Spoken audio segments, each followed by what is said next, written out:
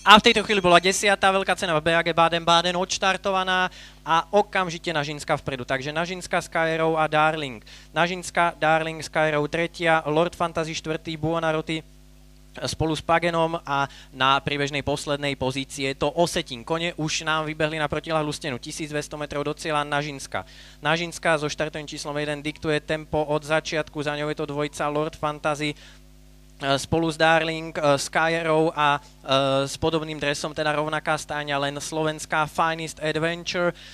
Následujú Pageno, Buonarroti a Osetín. Kone už sú na konci protiľahlej steny, 800 metrov do cieľa, je to stále Nažinska. Nažinska, Lord Fantasy a Darling, potom je tam Skyrow, takisto sa tam teraz treťou stopou snaží dostať Buonarroti, je tam ešte Pageno pred ním a nestíha trošku Finest Adventure a Osetín sa posunul na 6. priečku. Kone už sú na konci oblúka, 400 metrov do cieľa a je to stále od štartu vedúca Nažinska, takže Nažinska privedie pole koní do cieľovej rovinky a teraz budeme čakať útok ostatných koní. Nažinska, Darling sa teraz snaží prísť s finišom. Nažinska, Darling, takže dve kobily, Nažinska, Darling.